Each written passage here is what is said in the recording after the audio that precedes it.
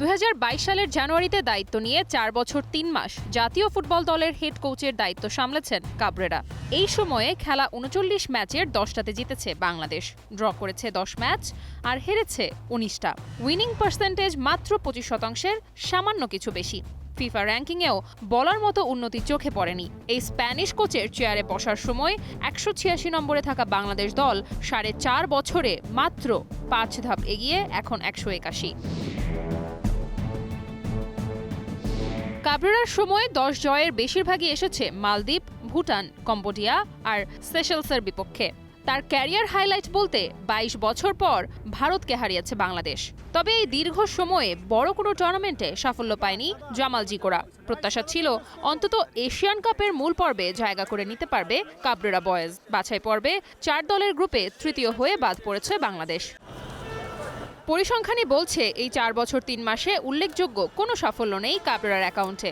দলের জন্য এফেক্টিভ কোনো প্লেয়িং স্টাইল গড়ে তুলতে পারেননি তিনি। কোচিং কৌশল, ট্যাকটিক্স আর দল নির্বাচনে বেশিরভাগ সময় হয়েছেন প্রশ্নবিদ্ধ। আবার লিগ চলাকালে তিনি দেশের বাইরে থাকেন। জাতীয় দলের সুযোগ দেন বেঞ্চের খেলোয়াড়দের। 4 বছরেও দলের নির্ভরযোগ্য স্ট্রাইকার গড়ে তুলতে পারেননি কোচ কাবরেরা। শ্রাবণ কিন্তু এই সিজনে কোনো, আপনি যদি দেখেন, সে লিগের ম্যাচ রেগুলার খেলে নেই, খেলেছে জিকো। আপনি জিকোকে কিন্তু দলে নেননি। হ্যাঁ, সুতরাং মিস্টেক কিন্তু কোচ অনেক জায়গায় করেছে। আমাদের এখানে কিন্তু কাবরেরাকে নিয়োগ দিয়েছেন, এখন যে টিমের স্ট্রেংথ বিল্ড আপ করেছে সেখানে কাবরেরা এই দলটাকে সেভাবে পুরোপুরি হ্যান্ডেল করতে পারছে না। আপনি সেই মিস্টেক যদি আপনারা আবার নেক্সট ম্যাচও করেন, দ্যাট মিনস এখানে কোচের প্রবলেম। এমন পারফরমেন্সে সমর্থকদের অসন্তোষও বেড়েছে। সামাজিক যোগাযোগ মাধ্যম থেকে শুরু করে গ্যালারি, সব জায়গাতেই উঠেছে তার বিদায়ের দাবি। তবে এত সব অভিযোগের ভিড়ে ইতিবাচক দিকও রয়েছে। প্রবাসী ফুটবলারদের অন্তর্ভুক্তির মাধ্যমে দলকে নতুনভাবে সাজিয়েছেন কাবরেরা। হামজা চৌধুরী ও সমিত সোমদের মতো খেলোয়াড়দের যুক্ত হওয়ায় দলের মান বেড়েছে, মাঠে ফিরেছে দর্শক। কিন্তু এখন হামজা সমিতের মতো ফুটবলারদের জন্য প্রয়োজন এমন একজন কোচ যার আন্তর্জাতিক অভিজ্ঞতা ও প্রমাণিত সাফল্য রয়েছে।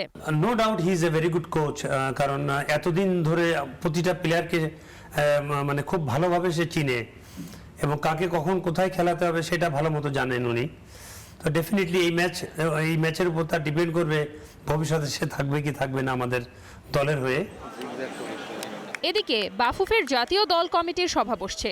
আনুষ্ঠানিক আলোচ্যসূচিতে কোচের বিষয়টা না থাকলেও সাম্প্রতিক ম্যাচের পারফরম্যান্স পর্যালোচনার পাশাপাশি কাবরেরার ভবিষ্যৎ নিয়েও আলোচনা হতে পারে। হাভিয়ার কাবরেরার আগে তিনটা কোচের সাথে কিন্তু বাংলাদেশ ফুটবল ফেডারেশনের যেভাবে চুক্তিটা শেষ হয়েছে বা ভঙ্গ হয়েছে, তিনবারই কিন্তু ফেডারেশন আর্থিকভাবে জরিমানা দিতে বাধ্য হয়েছে এবং ক্ষতিগ্রস্ত হয়েছে। তো আমার প্রশ্নটা হলো কেন আমরা এমন পদক্ষেপ নিব যেখানে বারে বারে আমরা ফাইন্যান্সিয়ালি আমরা লুজার হতে যাচ্ছি। সব মিলিয়ে প্রশ্ন একটাই, ফলাফলের হতাশা থেকে পরিবর্তন নাকি ধারাবাহিকতার জন্য আরেকবার আস্থা? কাবরেরা থাকছেন নাকি আসছে নতুন কোচ? এই সিদ্ধান্তই নির্ধারণ করবে বাংলাদেশ ফুটবলের পরবর্তী পথ চলা। Diana Zarin, Star news.